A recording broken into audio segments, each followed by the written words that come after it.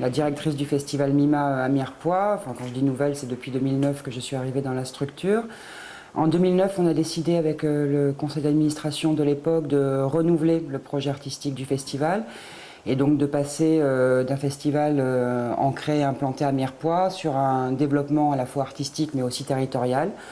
Donc on a commencé par poser un nom au festival qui s'appelle aujourd'hui Mima pour Mirepoix et marionnettes et d'affirmer des formes contemporaines de théâtre de marionnettes.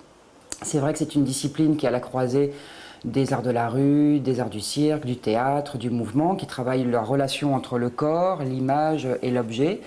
Et on a voulu, donc depuis 8 ans, donc à Mima, affirmer cette transversalité de la discipline et aussi de porter un regard nouveau sur les arts de la marionnette qui peuvent encore parfois aujourd'hui être cantonnés dans le jeune public et dans des formes un peu guignolesques. Donc la discipline a beaucoup évolué depuis. Il y a une école aujourd'hui qui s'appelle l'ESNAM à Charleville-Mézières et qui chaque année fait sortir des étudiants qui sont aujourd'hui sur la scène nationale, et nous on défend à Mirepoix les formes innovantes dans cette discipline.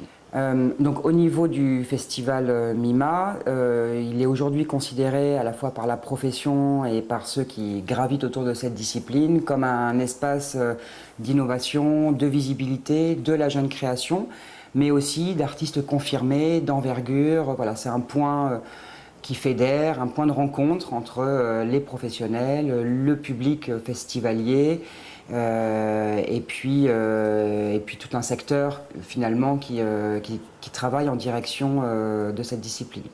Donc aujourd'hui Mima, c'est 25 compagnies qui sont programmées dans le IN, parce qu'il y a aussi un off, il y a une trentaine de compagnies qui sont dans le off. Le off est coordonné par un comité qui est indépendant de nous, pour justement laisser libre cours à la liberté d'expression, et vient un peu qui veut dans le off. Et dans le in, par contre, il y a une exigence artistique, il y a vraiment une qualité des spectacles qui est souhaitée, avec une possibilité vraiment de découvrir à la fois des artistes et puis des écritures un peu nouvelles, des formes émergentes des arts de la marionnette. Donc c'est un festival qui est adressé à tous les publics. Même si parfois on peut se dire c'est peut-être un peu pas accessible ou un peu exigeant, en fait ça s'adresse vraiment à tout le monde. On est entre les formes populaires, parce que la marionnette c'est une forme populaire, et en même temps sur des formes contemporaines. Donc on joue sur les deux tableaux, sur l'équilibre entre la popularité de cet art et l'exigence artistique. Les compagnies viennent de toute la France, mais aussi de l'étranger. Donc c'est vrai que c'est un festival qui est aussi international. Cette année, il y a par exemple une compagnie du Liban qui vient montrer un magnifique travail à partir de l'argile et de la création du monde à partir d'une plaque d'argile. C'est un spectacle très visuel qui se joue de manière autonome dans tous les cas de figure. Et c'est vrai que c'est une compagnie à Beyrouth, par exemple, qui peut montrer leur travail dans les camps de réfugiés. On a aussi une forme d'engagement dans le festival, et les artistes qu'on invite ont un regard sur le monde qui puisse être à la fois critique, sensible, poétique, mais qui nous aide parfois à titiller nos curiosités et à comprendre aussi avec leur sensibilité le monde qui nous entoure. D'où le thème. C'est vrai que chaque année on travaille avec un artiste complice. Cette année il s'agit d'Éric de Saria, qui est un comédien marionnettiste de la compagnie Philippe Gentil, qui travaille avec lui depuis une trentaine d'années. Et on a choisi ensemble de travailler sur ce thème de l'animalité. C'est vrai qu'on en parle beaucoup, on parle beaucoup de la relation homme-animal. C'est venu ce thème-là suite aux attentats aussi qui ont eu lieu en France, où moi je me suis interrogée sur finalement la barbarie, la férocité de l'homme qui peut surgir ou ressurgir parfois, même malheureusement encore trop souvent. Et malgré les normes, malgré le cadre, malgré nos civilisations qui nous apprennent un certain comportement normé, il y a toujours cette part féroce qui peut ressurgir. Donc c'est parti de là. En même temps, bien sûr, l'animal n'est pas aussi féroce que l'homme. Mais on a voulu voilà, porter l'accent sur finalement comment l'instinct, la nature humaine peut parfois ressurgir dans notre quotidien.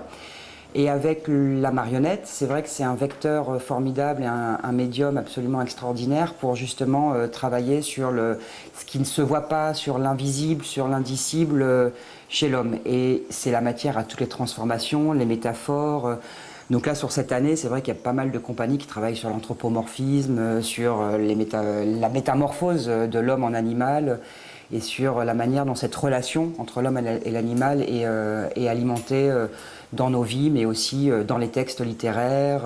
Voilà. Alors l'image du cerf, c'est vrai qu'on a fait beaucoup de propositions, notre graphiste elle nous a fait beaucoup de propositions.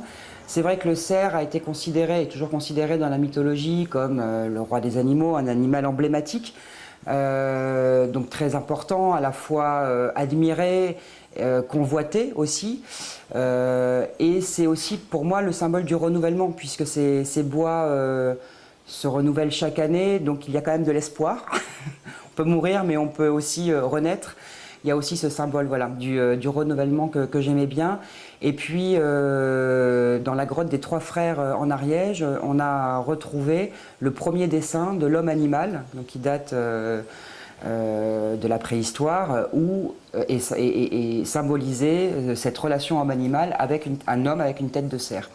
Donc je trouvais voilà, assez joli finalement l'idée de revenir en Ariège pour travailler cette relation homme-animal. Alors le festival Mima a lieu principalement à Mirepoix, aussi bien dans les scènes intérieures, donc les différentes salles qu'on aménage spécifiquement pour accueillir du théâtre, mais aussi à l'extérieur. Il y a toute une scénographie qui est développée, travaillée pour aménager le centre de Mirepoix.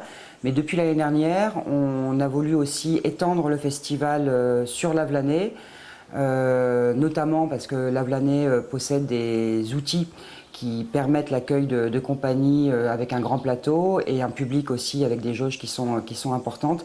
Et il nous semble intéressant de travailler ce lien, cette passerelle entre les deux villes et de favoriser la circulation des publics, des artistes entre Lavelanet et Mirepoix. Alors on est aussi sur les villages de la communauté de communes où là cette année on va proposer des visites avec le Pays d'Art et d'Histoire sur 4 villages de la communauté de communes, à Bessètes, Tourtrol, Rieucros et Saint-Julien-de-Gracapou, où Marina Salvi, donc du Pays d'Art et d'Histoire, fait une visite d'un site patrimonial du village qui sera après suivi d'un spectacle. Et pour Bessètes, on propose aux festivaliers une promenade en vélo, et donc de suivre la voie ferrée entre Mirepoix et Bessètes, avec donc une animation du Pays d'Art et d'Histoire lors de cette promenade pour aboutir à un spectacle sur Bessètes. Donc en plus de l'équipe de 4 personnes, le festival Mima accueille 90 bénévoles. C'est vrai que c'est un événement qui demande un travail assez conséquent, une organisation assez conséquente.